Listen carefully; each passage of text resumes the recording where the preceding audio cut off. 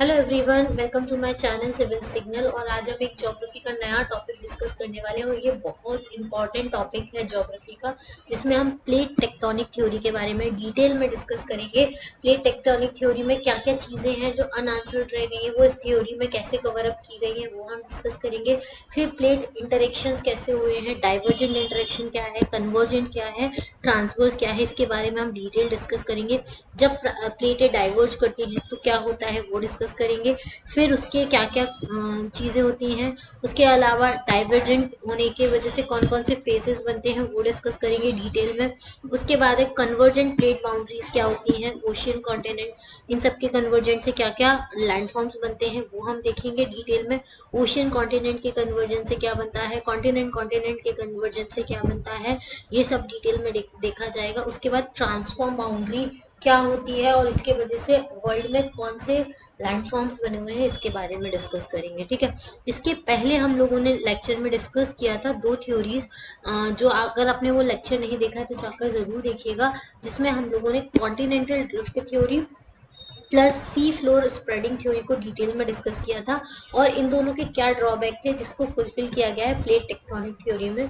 अभी तक plate tectonic जो है वो लेटेस्ट है, उसके बाद कोई थ्योरी नहीं आई है।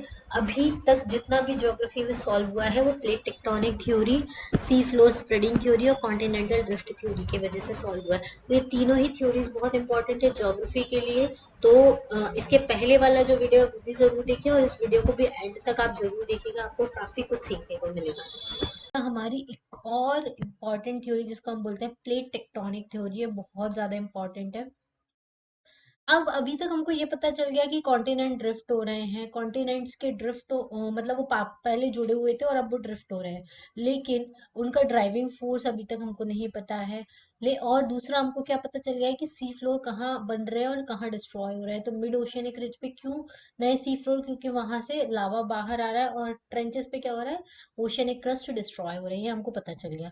अब अनआंसर्ड क्वेश्चंस क्या हैं, फोल्ड माउंटेन क्या है ये अभी हमको नहीं पता चला, उनके पीछे का क्या रीजन है, वो फॉर्म क्यों हो रहे हैं, अर्थक्वेक क्यों रीजन, अर्थक्वेक के आने के रीजन नहीं पता है, वॉल्केनिज्म हो रहा है लैंड के ऊपर, उसका रीजन अभी तक हमको नहीं पता है। ठीक है, तो ये जो प्लेट टेक्टोनिक थ्योरी है वो आपको और भी बहुत सारी चीजें बताएंगी, जैसे कि ये एक साइंटिस्ट का वर्क नहीं है, बहुत सारे साइंटिस्ट आपस में मिलकर इन्होंने काम किया है, और ये जो थ्योरी आई थी वो 1960s में आई थी।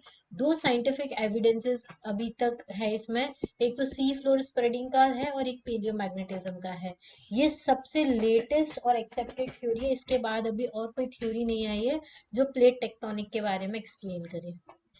अब देखो प्लेट्स क्या होती हैं जिसके बारे में हम ये थ्योरी पढ़ने वाले हैं। एक्चुअली हमारा अर्थ जो था वो पहले एक लैंडमास था, वो ब्रेकअप हो गया और छोटी छोटी प्लेट्स में डिवाइड हो गया। इन्हीं जो क्रस्ट का डिवाइड हुआ है अलग अलग पार्ट में, उसी को हम क्या बोलते हैं, प्लेट्स बोलते हैं। जैसे कि ये वाला आप पिक्चर देख रहे होंगे, इसमें कितनी सारी अलग अलग प्लेट है। ये है नाजका प्लेट, ये है पैसिफिक प्लेट, फिर ये जुआन दे फुका प्लेट, ये जापान के अंदर आती है, फिर यहाँ है साउथ अमेरिकन प्लेट, ये अफ्रीकन प्लेट है, फिर ये इंडियन प्लेट है, फिर ये ऑस्ट्रेलियन प्लेट है। उसके अलावा यह स्कॉटिया प्लेट है, ये बहुत इंपॉर्टेंट है, ये अंटार्कटिक प्लेट है, और ये फिलिपिन प्लेट है। ठीक है, तो ये सारी प्लेट्स जो है वो पूछ ली जाती है, लेकिन अभी भी हमारी अर्थ पे 6 मेजर प्लेट हैं, और ये बाकी की जो है वो माइनर प्लेट्स हैं जो अभी हमने डिस्कस किए हैं। मेजर प्लेट्स में जितने कॉन्टिनेंट्स हैं उनको हम मेजर प्लेट के नाम से जानते हैं, जैसे कि यूरेशिया हो गया, अफ्रीका हो गया, ऑस्ट्रेलिया हो गया, फिर नॉर्थ अमेरिका हो गया और साउथ अमेरिका हो गया। ठीक है, और अंटार्कटिका, ये 6 जो है वो मेन मेजर प्लेट्स हैं। क्रस्ट और जो अपर पार्ट होता है मेंटल का, उसको हम लिथोस्फीयर बोलते हैं। लिथोस्फीयर के नीचे, मैंने आपको जब ये इंटीरियर ऑफ अर्थ पढ़ाया था तब मैंने बताया था, लिथोस्फीयर के नीचे एक लेयर होती है जिसको हम एस्थेनोस्फीयर बोलते हैं। वो एक अलग तरीके का मैकेनिज्म है जिसमें सेमी मोल्टन प्लास्टिक है, जिसके ऊपर ओशियनिक क्रस्ट और कॉन्टिनेंटल क्रस्ट जो है वो फ्लोट करती रहती है। ठीक है, लिथोस्फीयर जब वो एकदम कंटिन्यूअस नहीं है, वो एकदम ब्रोकन है, और उन ब्रोकन पार्ट्स को ही हम क्या बोलते हैं, प्लेट्स बोलते हैं। ये जो पहली बार प्लेट टर्म इस्तेमाल किया था, यूज किया गया था, वो किसने किया था, जेटी विल्सन ने किया था। ठीक है, अब ये 3 टाइप की प्लेट्स होती हैं हमारी अर्थ के ऊपर, या तो पूरी ओशियनिक प्लेट हो सकती है, या पूरी कॉन्टिनेंटल प्लेट हो सकती है, या फिर मिक्सचर हो सकता है कॉन्टिनेंटल एंड ओशियनिक प्लेट्स का। ठीक है, तो इन सबको मिला के 6 मेजर प्लेट्स हैं और 20 माइनर प्लेट्स हमारी अर्थ पे एग्जिस्ट करती हैं। ठीक है, अब केमिकल कंपोजिशन क्या है इंटीरियर ऑफ अर्थ का, ये सबसे ज्यादा इंपॉर्टेंट है प्लेट्स के बारे में जानने से पहले। हमने इंटीरियर ऑफ अर्थ में डिस्कस किया था कि अर्थ का ऊपर वाला पार्ट जो होता है क्रस्ट होता है, उसके अंदर फिर मेंटल होता है, फिर होता है आउटर कोर, फिर होता है इनर कोर। तो जो इनर कोर होता है वो नीफे का बना होता है, मतलब निकल एंड आयरन का बना होता है। फिर उसके ऊपर आता है आउटर कोर, वो आयरन निकल प्लस सिलिका का बना होता है, ठीक है। इनर कोर जो है वो एकदम सॉलिड है, और आउटर कोर है वो लिक्विड है। मेंटल जो है वो ऑलिवाइन का बना है। ओशियंस जो है वो बेसाल्ट के बने हुए हैं।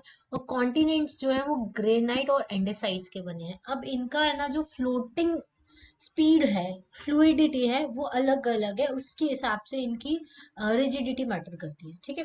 अब जैसे ओलिवा मेंटल है जो अर्थ के अंदर रहता है, जब वॉल्केनिक इरप्शन होता है या लावा बाहर आता है तो ये मेंटल का जो ओलिवाइन होता है ये ही बाहर आता है। तो जब मेंटल से ओलिवाइन बाहर आएगा तो वो हाईली फ्लूइड होता है और हैवीएस्ट होता है। तो जैसे हमने पढ़ा था अभी ओशन फ्लोर में कि जब मिड ओशियनिक रिज होती है उससे मेंटल का लावा बाहर आता है। तो मेंटल का लावा जब बाहर आएगा तो वो क्या बनेगा, वो हाईली फ्लूइड होगा और पूरा एकदम तेजी से स्प्रेड हो जाता है, इसलिए ओशियनिक फ्लोर जो होता है वो इतनी स्प्रेड होते रहते हैं, ठीक है। फिर जो ओलिवाइन जो होता है वो ठंडा होके क्या बनता है, बेसाल्ट बनता है। इसलिए जो ओशियानिक क्रस्ट होते हैं वो बेसाल्ट के बने होते हैं, ठीक है, क्योंकि ओलिवाइन बाहर आया और वो किस में कन्वर्ट हो गया, बेसाल्ट में कन्वर्ट हो गया। ये भी फ्लूइड होता है, ठीक है, हैवी फ्लूइड होता है ये। फिर ओशियनिक क्रस्ट डिस्ट्रॉय होती है, वहां पे क्या होता है, वहां पे ओशियनिक क्रस्ट डिस्ट्रॉय होके हमारी अर्थ के अंदर जाती है और मेंटल मेंटल में मेल्ट होके वापस से क्या बन जाती है, मैग्मा बन जाती है। फिर दूसरी क्रस्ट होती है कॉन्टिनेंटल क्रस्ट। ये जो कॉन्टिनेंटल क्रस्ट होती है ये एंडेसाइड की बनी होती है। ये लेस मोबाइल होती है और लाइटर होती है, इस वजह से ये जो क्रस्ट होती है एकदम सरफेस पे होती है, और लाइटर होने की वजह से एकदम सरफेस पे रहती है और एकदम स्टेबल कंडीशन में ये रहती है। ये एंडेसाइड की बनी होती है। एक और कॉन्टिनेंटल क्रस्ट होती है जो ग्रेनाइट की बनी होती है, एकदम लीस्ट मोबाइल होती है और लाइटेस्ट होती है। तो ये जो ग्रेनाइट होता है वो हमारी कॉन्टिनेंटल क्रस्ट के भी ऊपर पाया जाता है, इसलिए ग्रेनाइट हमको किस में से मिलता है, कॉन्टिनेंट्स में से मिलता है, रॉक्स में से मिलता है। तो ग्रेनाइट सबसे लाइटेस्ट होता है, उससे थोड़ा कम लाइटर एंडेसाइट होता है, उससे ज्यादा फ्लूइड जो होता है और हैवी होता है वो बेसाल्ट होता है जो ओशियन में पाया जाता है। और उससे सबसे ज्यादा हैवीएस्ट हाईली फ्लूइड लिक्विड जो होता है वो ऑलिवाइन होता है जो मेंटल में पाया जाता है, ठीक है। इतना समझ में आया। मेंटल का लावा बाहर आएगा वो ऑलिवाइन होता है। फिर ऑलिवाइन जो है वो मेल्ट होके क्या बनता है, बेसाल्ट बनता है जो ओशियनिक क्रस्ट पे होता है। फिर कॉन्टिनेंटल क्रस्ट किसके बने होते हैं, एंडेसाइट के बने होते हैं और ग्रेनाइट के बने होते हैं, जो बहुत ही लाइटर होते हैं और एकदम लेस मोबाइल होते हैं, ठीक है। जब ये हम वॉल्केनिज्म वाला टॉपिक पढ़ते हैं ना तो उसमें हमको पता चलता है कि एक होता है साइलेंट इरप्शन और एक होता है वॉल्केनिक इरप्शन। तो जब साइलेंट इरप्शन में लावा बाहर आता है ना, जब ओलिवाइन इरप्शन होता है ना तो एकदम साइलेंटली लोग उसको वहां पास में से खड़े होके देख सकते हैं कि लावा बाहर निकल रहा है। लेकिन जब वॉल्केनिक इरप्शन होता है ना तो एकदम ब्लास्ट होकर होता है, तो उसमें अगर पास में कोई होता है तो वो जिंदा नहीं बचेगा। तो ये दोनों डिफरेंस होता है लावा के बाहर आने का, क्योंकि जब मेंटल का लावा आता है वो एकदम साइलेंटली आता है, और जब ओशियनिक क्रस्ट या कॉन्टिनेंटल क्रस्ट का लावा बाहर आएगा या इंटीरियर ऑफ अर्थ का एकदम लावा फोर्स के साथ बाहर आएगा तो उसकी वजह से ब्लास्ट होता है, ठीक है। तो ये दोनों में बहुत ज्यादा डिफरेंस होता है, वो हम आगे नेक्स्ट स्लाइड में पढ़ेंगे। देखो, उसके पहले अब एक्चुअली यहाँ देखो बर्निंग और मेल्टिंग कैसे हो रही है रॉक्स की। तो ऑलिवाइन जो है वो मेल्ट होके किस में कन्वर्ट होती है, बेसाल्ट में कन्वर्ट होती है। बेसाल्ट जो है वो मेल्ट होके एंडेसाइट में कन्वर्ट होती है और एंडेसाइट मेल्ट होके ग्रेनाइट में कन्वर्ट होती है, ठीक है। और ऑलिवाइन सबसे ज्यादा फ्लूइड और साइलेंट होता है, उसके बाद फिर बेसाल्ट होता है, फिर एंडेसाइट होता है और फिर ग्रेनाइट होता है। ग्रेनाइट सबसे ज्यादा लाइटर होता है, ठीक है, ये आपको ध्यान रखना है। उसके बाद प्लेट इंटरेक्शंस की बात की गई है प्लेट टेक्टोनिक थ्योरी में। तो तीन तरह के इंटरेक्शंस होते हैं, डाइवर्जेंट, कन्वर्जेंट और ट्रांसवर्स, ठीक है। तो डाइवर्जेंट बाउंड्रीज, प्लेट बाउंड्रीज कौन सी होती हैं, जहां पे ये डाइवर्ज करती है, प्लेट जो है वो डाइवर्ज करती है। जैसे कि मिड ओशियनिक रिज पे प्लेट क्या कर रही है, डाइवर्ज कर रही है, दोनों साइड क्या कर रही है, डाइवर्ज कर रही है मिड ओशियनिक रिज के साइड में। तो एक असेंडिंग लिम्ब होती है कन्वेक्शन करंट की, ओशियन ओशियनिक क्रस्ट के नीचे, और फिर ओशियनिक क्रस्ट के नीचे ये मिड ओशियनिक रिज बनाती है, और दोनों साइड ये क्या करती रहती है, डाइवर्ज करती रहती है। इसको हम डाइवर्जिंग प्लेट बाउंड्री बोलते हैं। ये कॉन्टिनेंट के नीचे अगर होती है तो वहां पे रिफ्ट वैली बनाती है, और फिर रिफ्ट वैली जो है वो नेसेंट सी में कन्वर्ट होती है। उसको हम लाइव देखेंगे, ये हमारे यहाँ पे लाइव एग्जाम्पल भी है वर्ल्ड में, ठीक है। अब डाइवर्जेंट प्लेट बाउंड्री में जैसे कि ओशियानिक क्रस्ट है, वहां पे डाइवर्जेंट होता है मिड ओशियानिक रिज पे। मिड ओशियानिक रिज पे क्या होता है, ये कंटिन्यूस डाइवर्ज हो रही है इस डायरेक्शन में, ठीक है। अगर कॉन्टिनेंटल क्रस्ट पे ये पाई जाती है डाइवर्जेंट प्लेट बाउंड्री, तो देखो क्या होता है। इसको हम थोड़ा सा बड़ा कर लेते हैं, आपको नहीं दिख रहा हो तो। ये देखो क्या होता है, अगर कॉन्टिनेंटल क्रस्ट पे ये डाइवर्जेंट बाउंड्री होती है, ये कॉन्टिनेंटल क्रस्ट है, तो यहाँ से मैग्मा क्या होता है, बाहर आता रहता है। मैग्मा बाहर आएगा और ये डाइवर्ज होती रहेगी, डाइवर्ज होती रहेगी।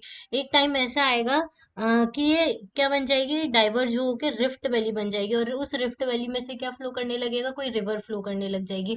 जैसे कि अभी हमारे इंडिया में इसका लाइव एग्जाम्पल है रिफ्ट वैली का, विंध्या और सतपुरा रेंज के बीच में रिफ्ट वैली, जिसमें से नर्मदा फ्लो करती है, ठीक है। फिर और ये डाइवर्ज होती जाती है, तो ये वैली जो होती है वो बड़ी होती जाती है, और धीरे धीरे ये जो रिवर होती है वो सी का फॉर्म ले लेती है, तो एक सी बन जाती रहती है। फिर फर्दर ये क्या होती रहती है, और डाइवर्ज होती रहती है, तो ये सी इतना बड़ा होता चला जाता है कि ये रिज बन जाती है, और फिर वहां से भी ये क्या होती है, डाइवर्ज होती रहती है, तो फिर ये मिड ओशियनिक रिज बन जाती है। तो देखो, कॉन्टिनेंटल क्रस्ट के नीचे अगर ये पाई जाती है डाइवर्जेंट प्लेट बाउंड्री, तो पहले तो क्रैक्स डेवलप होते हैं, फिर रिफ्ट वैली बनेगी, फिर रिफ्ट वैली और एक्सपांड होगी तो छोटा सा सी बनेगा, और सी और फर्दर एक्सपांड होगा तो क्या बनेगा, ओशियन बन जाएगा, और ओशियन के नीचे ही ये जो डाइवर्जेंट प्लेट बाउंड्री का पॉइंट है वो मिड ओशियनिक रिज बन जाएगी।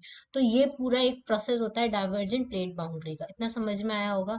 अब देखो, phases of divergent continental crust, तो क्या होता है, पहले रिफ्ट वैली बनेगी, फिर एक नेसेंट मतलब नया नया सी बनेगा, और वो ही सी जैसे जैसे डाइवर्ज होते जाएगा ओशियन बन जाएगा। क्लियर। चलिए, यहाँ पे भी आप देख सकते हैं कि पहले ये रिफ्ट वैली बनी जिसमें से कोई रिवर फ्लो कर रही है, फिर और डाइवर्जेंस हुआ तो ये रिफ्ट वैली जो है इसमें सी वाटर भी हो गया है, तो ये काफी एक नेसेंट सी बन गया है। फिर और इसका डाइवर्जेंट होता रहा तो ये ओशन बन गया है, और ओशन के नीचे ये जो है वो मिड ओशियनिक रिज बन गई है। तो इस तरीके से ये जो है डाइवर्जेंट होता है कॉन्टिनेंटल क्रस्ट के नीचे, तो ये सारी चीजें आती हैं। इसका लाइव एग्जाम्पल है ग्रेट अफ्रीकन वैली। ये जो ग्रेट अफ्रीकन वैली है वो डाइवर्ज हो रही है, तो यहाँ पे पहले अभी ग्रेट अफ्रीकन रिफ्ट वैली बनी है। जैसे कि ये वाला आप पार्ट देख रहे हैं, ये देखो, ये यहाँ पे रेड सी है, ये नेसेंट सी बना है, क्योंकि ये यहाँ पे डाइवर्ज हो रही है, ये यहाँ पे डाइवर्ज हो रही है। एक टाइम ऐसा आएगा कि ये वाला जो पार्ट है वो यहाँ से अलग हो जाएगा, और यहाँ पे भी एक नेसेंट सी बन जाएगा, और हो सकता है थोड़े टाइम बाद ये बिल्कुल अलग हो जाए और यहाँ पे एक ओशियन बन जाए, ठीक है। ऐसा ही रेड सी में देखो, ये देखो रेड सी में क्या हो रहा है, यहाँ पे ये जो रेड सी है ये पहले यहाँ पे ज्वाइंट हुआ करता था, अब ये इधर डाइवर्ज हो रही है, ये इधर डाइवर्ज हो रही है, इसकी वजह से ये जो सी बना है वो रेड सी बना है, ठीक है। अब ये ऐसा बोल रहे हैं कि अगर ये और ऐसे डाइवर्ज होती रही तो ये वाला जो पार्ट यहाँ पे कनेक्टेड है वो भी इधर चला जाएगा, ये वाला जो पार्ट है वो बिल्कुल यहाँ से अलग हो जाएगा, और यहाँ पे भी एक नया ओशन क्रिएट हो जाएगा, ठीक है। तो ये ग्रेट अफ्रीकन रिफ्ट वैली का क्या है, फ्यूचर हो सकता है डाइवर्जेंट प्लेट होने की वजह से। फिर एक आती है कन्वर्जेंट प्लेट बाउंड्री, जहां पे दोनों प्लेट्स जो होती है वो कन्वर्ज करती है, मतलब एक दूसरे की तरफ जाएंगी ऐसे। डाइवर्जेंट प्लेट बाउंड्री में क्या हो रहा था, दूर जा रही थी ऐसे, अब इसमें क्या होंगी, पास आएंगी, ये कन्वर्जेंट बाउंड्री होती है। तो जैसे कि ओशियन ओशियन में प्लेट जो है जब कन्वर्ज होती है तो वहां पे एक आइलैंड आर्क बनती है, कैसे बनती है हम अभी डिटेल में डिस्कस करेंगे। फिर एक ओशियन और कॉन्टिनेंट जब आपस में कन्वर्ज करेंगे, मतलब एक ओशियनिक प्लेट और कॉन्टिनेंटल प्लेट आपस में टकराएगी, तो वहां पे वॉल्केनिक माउंटेन्स बनेंगे। और जैसे कि कहीं पे कॉन्टिनेंट और कॉन्टिनेंट टकराते हैं तो वहां पे क्या बनते हैं, फोल्ड माउंटेन, जैसे कि हमारा हिमालयन माउंटेन बना है, क्योंकि इंडियन प्लेट जो है वो कॉन्टिनेंट है, यूरेशियन प्लेट भी कॉन्टिनेंट है, तो उन दोनों की फोल्डिंग हो गई है, तो ऐसे फोल्ड होके ऐसे खड़ा हो गया है, तो वो उसको क्या बोलते हैं, हम फोल्ड माउंटेन्स बोलते हैं। क्लियर। ओके, देखो ये ओशियन ओशियन का कन्वर्जेंस हो रहा है। अब ये जो हम पढ़ रहे हैं ना थ्योरीज, इनके ऊपर हम लोग क्वेश्चन भी सॉल्व करेंगे एंड में, तो वीडियो को एंड तक जरूर देखिएगा। तो ओशियन ओशियन प्लेट्स जब आपस में टकराती हैं, ये ओशियन प्लेट है और ये ओशियन प्लेट है, आपस में जब टकरा रही है तो जो हैवियर ओशियन प्लेट होती है ना वो हमेशा सबडक्ट करेगी, सबडक्ट करेगी मतलब नीचे जाएगी। अब ये जो ओशियनिक प्लेट है वो बेसाल्ट की बनी है, तो बेसाल्ट जो है जब इसमें मेंटल में जाएगा, मेल्ट होके जब बाहर आएगा तो बाहर आएगा तो बेसाल्ट किस में कन्वर्ट हो जाएगा, एंडेसाइट में कन्वर्ट होगा, ठीक है, एंडेसाइट में कन्वर्ट होगा। और जब ये ओशियन और ओशियन आपस में टकराएंगे और ये ओशियनिक क्रस्ट जो है वो मेल्ट होके बाहर आएगी इरप्शन के फॉर्म में, तो यहाँ पे क्या बनेगी, वॉल्केनिक आइलैंड्स बनेंगे, ठीक है, क्या बनेंगे, वॉल्केनिक आइलैंड आर्क बनेगी, मतलब पूरे के पूरे कंटिन्यूअस आइलैंड्स बनेंगे, क्योंकि ये पूरी ओशियनिक क्रस्ट जो है वो क्या करेगी, सबडक्ट हो गई है, और ये सबडक्ट होने के बाद क्या होगी, लावा के फॉर्म में बाहर आएगी, तो आइलैंड आर्क बनते हैं। तो जब भी ओशियन ओशियन का कन्वर्जेंस होता है तो क्या बनती है, आइलैंड आर्क बनती है, ये आपको याद होना चाहिए। देखो ये हमने अभी पढ़ा, ओशियन ओशियन का कन्वर्जेंट होगा तो क्या बनेगा, आइलैंड आर्क बनेगी, क्योंकि एक ओशियन प्लेट है दूसरी ओशियन प्लेट के नीचे सबडक्ट होगी और वो मेल्ट होके क्या बनाएगी, आइलैंड आर्क बनाएगी। क्लियर। अब ऐसा ही ये आइलैंड आर्के के एग्जांपल है, जैसे कि साउथ ईस्ट एशिया है, ये वाली जो प्लेट है साउथ चाइना सी और पैसिफिक ओशन, ये दोनों प्लेट जो है वो, इसमें से एक प्लेट जो है वो सबडक्ट कर रही है, सबडक्ट करने की वजह से ये जो यहाँ पे इरप्शंस होते रहते हैं, तो ये क्या है, एक आइलैंड आर्क बना हुआ है, ये पूरा, ये जैसे जावा सुमात्रा, ये भी आइलैंड आर्क है। ये यहाँ पे बहुत सारी प्लेट्स हैं जो आपस में इंटरेक्शन कर रही है, कन्वर्जेंट कर रही है, जैसे कि यहाँ फिलीपीन सी प्लेट है, यहाँ सुंडा प्लेट है, ठीक है, फिर ये इंडो ऑस्ट्रेलियन प्लेट है, ये आपस में क्या कर रही है, सबडक्शन हो रहा है इन लोगों का, तो इस वजह से यहाँ पे आइलैंड आर्क बनी है। तो साउथ ईस्ट एशिया के जो आइलैंड्स है वो island arc ocean ocean convergence के बने हैं। इंडो ऑस्ट्रल प्लेट और यूरेशियन प्लेट के मूवमेंट के वजह से यहाँ पे वॉल्केनो और अर्थक्वेक का क्वेक आपको देखने को मिलते हैं, जिसकी वजह से आइलैंड आर्क मिलती है। अब क्या होगा, अगर एक ओशियनिक प्लेट और एक कॉन्टिनेंटल प्लेट आपस में टकराती है तो वहां पे क्या बनते हैं, वॉल्केनिक माउंटेन्स बनते हैं, ठीक है, ये भी हम देख लेते हैं। क्या होगा, ये कॉन्टिनेंट है, अब कॉन्टिनेंट तो एकदम लाइटर होता है, हमेशा जब कॉन्टिनेंट और ओशियन का कन्वर्जेंस होगा तो हमेशा ओशियन वाली प्लेट है वो ही सबडक्ट होगी, कभी भी कॉन्टिनेंटल वाली प्लेट जो होती है वो सबडक्ट नहीं होती है। तो जब ओशियन और कॉन्टिनेंट का कन्वर्जेंस होगा तो ये वाली जो ओशियन प्लेट है वो नीचे कॉन्टिनेंटल प्लेट के नीचे सबडक्ट हो जाएगी, और सबडक्ट होने के बाद इसकी मेल्टिंग होगी और यहाँ से लावा बाहर आएगा, तो ये जो कॉन्टिनेंट है उनकी मार्जिन पे क्या बनेगी, वॉल्केनिक आर्क बनेगी, कॉन्टिनेंटल वॉल्केनिक आर्क बनेगी, या वॉल्केनिक माउंटेन्स बनते हैं। जैसे कि आपको पता है एंडीज माउंटेन रेंज जो कहाँ पर है, साउथ अमेरिका में है, और फिर रॉकीज माउंटेन रेंज जो कि नॉर्थ अमेरिका में है, क्योंकि वहां पे ओशियन और कॉन्टिनेंट का कन्वर्जन हो रहा है, जिसके वजह से जो कोस्ट लाइन है वहां पे क्या बनी है, माउंटेन आर्क बनी है, ठीक है। तो जब भी ओशन और कॉन्टिनेंट का कन्वर्जन होता है तो वहां पे वॉल्केनिक माउंटेन्स बनते हैं, जैसे साउथ अमेरिकन प्लेट में ये नाजका प्लेट है, इन दोनों का कन्वर्जन हो रहा है, तो यहाँ पे ये जो बनी है ये कौन सी बनी है, एंडीज माउंटेन रेंज बनी है। तो Andes mountain range, Rockies mountain range, Atlas mountain range, ये सब कुछ वॉल्केनिक माउंटेन्स है, क्योंकि ओशन और कॉन्टिनेंट का कन्वर्जन होता है। अब एंडीज माउंटेन रेंज जो है वो एंडेसिटिक रॉक से बनी है, क्योंकि ओशन बेसाल्ट है, ओशियनिक क्रस्ट बेसाल्ट है, तो बेसाल्ट मेल्ट होके वापस क्या बनेगा, एंडेसाइट बनेगा, तो ये एंडेसाइटिक रॉक से बना है। इसमें भी वॉल्केनो और अर्थक्वेक आता है, ठीक है, ये आपको पता होना चाहिए।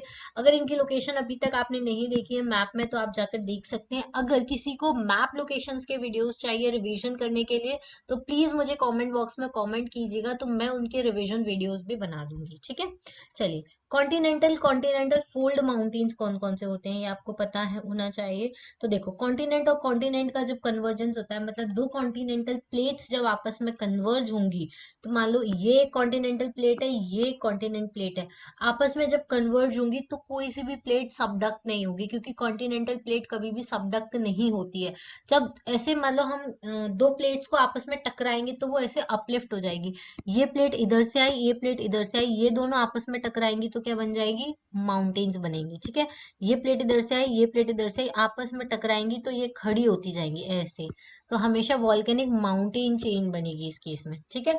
तो जब भी दो जैसे अगर हम एक पेपर ले ले, पेपर को दोनों साइड से पुश करें तो वो पेपर बीच में से खड़ा होता जाता है, होता है कि नहीं होता है, तो वही केस जो है वो कॉन्टिनेंट कॉन्टिनेंटल के केस में होता है। तो जब भी कॉन्टिनेंटल कॉन्टिनेंटल बाउंड्री जो है वो कन्वर्ज करती है तो क्या बनती है, फोल्ड माउंटेन्स आपको देखने को मिलते हैं, ठीक है। तो जैसे कि हमारा इंडिया है, इंडिया जब यूरेशियन प्लेट से टकराया है तो इन दोनों के बीच में जब ये इंडियन प्लेट और यूरेशियन प्लेट टकराएगी तो ये दोनों फोल्ड हो जाएंगे, तो एक फोल्ड माउंटेन बनेगा, तो जिसको हम क्या बोलते हैं, हिमालयन माउंटेन रेंज है, ये हमारी हिमालयन माउंटेन रेंज है जो अपलिफ्ट हो गई है, ठीक है। ये कॉन्टिनेंटल माउंटेन्स जो होते हैं वो कभी भी कोस्ट पे लोकेटेड नहीं होते, क्योंकि ये कोस्ट पे बनेंगे ही नहीं ना, कैसे बनेंगे? कोस्ट पे तो कौन से माउंटेन्स लोकेटेड होंगे? वॉल्केनिक माउंटेन्स, ठीक है।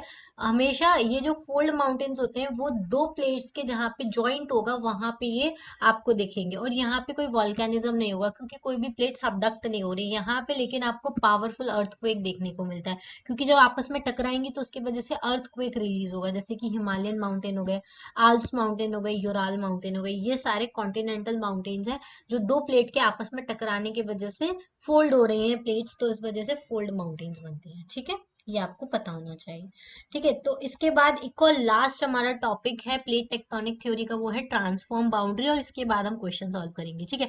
ट्रांसफॉर्म बाउंड्री मतलब दो प्लेट आपस में इस तरीके से ट्रांसफॉर्म कर रही है, एक प्लेट इधर मूव कर रही है, एक प्लेट इधर मूव कर रही है, जब ये दोनों प्लेट आपस में स्लिप करती हैं, पास करती हैं एक दूसरे को, तो कोई माउंटेन नहीं फॉर्म होता है, ना ही कोई वॉल्केनिक एक्टिविटी होती है, बस एक सीस्मिक एक्टिविटी होती है, मतलब कि अर्थक्वेक जैसा आपको लगता है, कुछ फॉल्ट क्रिएट होता है, जैसे कि एग्जांपल है हमारे यहाँ पे live Saint Andreas fault California USA में। ये देखो, ये सेंट एंड्रियास फॉल्ट है, इसमें एक प्लेट ओशियन वाली ये प्लेट इधर मूव कर रही है और ये कॉन्टिनेंटल प्लेट इधर मूव कर रही है, इस वजह से ये फॉल्ट क्रिएट हुआ है, और ये रिलेटिव मोशन हो रहा है पैसिफिक प्लेट का, तो ये ऐसा फॉल्ट क्रिएट होता है, ठीक है।